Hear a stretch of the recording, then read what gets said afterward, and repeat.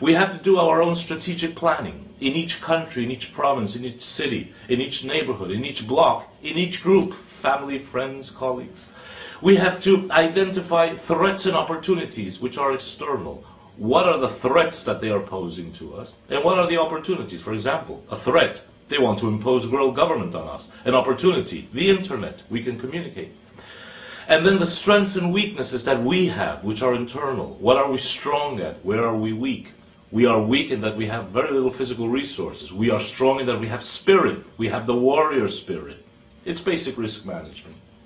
And as I say, internet is a hell of an opportunity that allows us to do what we are doing now globally. We can interact. We can interface. Look at it. I'm in Buenos Aires, Argentina right now.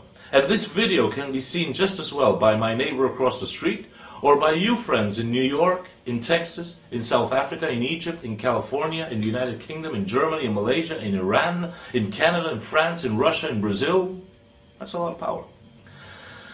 So we have to understand that this is war. Put it in your mind in golden letters. We are at war. And it is a war so powerful and so subtle that only now are some of us starting to realize that we have been at permanent war for almost a century. Their war machine has units, brigades, squadrons, battalions, armies. I'll give you some of their names. The Federal Reserve Bank, the Bank of England, the Council on Foreign Relations, the Trilateral Commission, the World Jewish Congress, the World Zionist Organization, Freemasonry, the CIA, MI6, Mossad, the Anti-Defamation League, AIPAC, the American-Israeli Public Affairs Committee, the Military-Industrial Complex, the International Monetary Fund, the World Bank, the Bank of International Settlements, Goldman Sachs, JP Morgan Chase, Exxon, British Petroleum, HSBC, Royal Dutch Shell, the World Economic Forum, CBS, NBC, CNN, Fox News, BBC, the World Health Organization, the New York Times, the Washington Post, the Wall Street Journal, the Economist, the Financial Times, the Murdoch and Conrad Black media empires, Halliburton, Roche, Pfizer. I could go on for a long time. They are very powerful armies that they wield against us. And they have their symbols: the Pentagon, the White House, 10 Downing Street, bird flu, swine flu, the war on terror, 9/11, 9/11, 7th July in London, Osama bin Laden, the boogeyman, Hollywood, Congress. It's a veritable swarm that they throw against us. And like a hydra, even if you cut one head, another one will grow in its place. They are powerful. So awakening means realizing that war is being waged against us. It means understanding that we are under mortal attack. It means understanding that we are in a stance where for each of us and for each of our countries, it's a question of to be or not to be. And it's up to you to decide to be, and it's up to them to try to make sure that we will not be. So awakening others, planning and acting means counterattacking. We the people going to war. The key is a paradigm change. We have to migrate from today's war against we the people that we are only now starting to realize even exist, to tomorrow's we the people at war. I repeat, we have to go from this war against we the people to we the people at war. We must use the tactics of the weak. We must become intellectual guerrillas. Don't fear being involved in intellectual skirmishes, in traps, setting traps to them, in intellectual aikido. Big is not always the best. Let me give you an example. If two people who are mortal enemies are inside this room where I'm in right now, and one has a 125mm anti-aircraft machine gun, and the other one has a 9mm pistol, who's more powerful?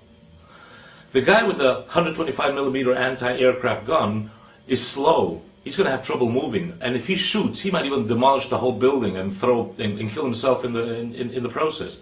Whilst the guy with the small 9mm pistol, he could just aim and shoot. So here, big firepower is not better. Small firepower and flexibility is better. Keep that in mind. I used to give us an example when I gave conferences during the Bush years in Argentina. That I used to say to somebody in the audience, Juan Perez, "Hey Juan, think what would happen if you, little Juan Perez, had to go and meet George W. Bush and negotiate on behalf of Argentina." And the guy would say, "Oh my God." And I go, "Yeah, okay." You're right. But let's just say we support you with good intelligence. And when you're meeting with George Bush, we know from beforehand that George W. is very scared of wasps. So what do? Whilst you're discussing the future of Argentina with George W. Bush, I go inside the room with a little flask, a little jar, with 8 or 9 very aggressive wasps. I open the jar and I let them loose. And when George W. sees that, he's going to get nervous. He's going to not concentrate on what he's doing. He's going to start sweating. He's going to want to end the meeting as soon as possible. And you might get more out of him than you would have had he been completely focused on screwing Argentina, to say it very mildly. So very often, to have intelligence and information on something that does not even have to do with what you're dealing with can be a hell of an advantage. Intelligence, thinking.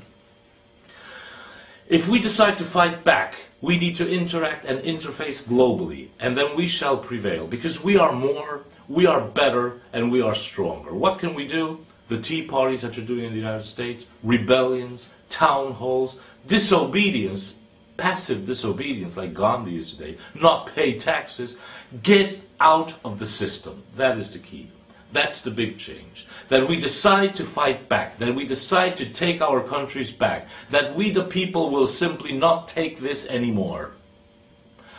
From Argentina, I'm Adrian Salbuchi, and I'm raising a global army, quote unquote, to kill the New World Order and world government vultures. Will you help me? Welsh poet Dylan Thomas once recommended, "Do not go gentle into that good night. Rage, rage against the dying of the light." So let it be. Goodbye. Good luck.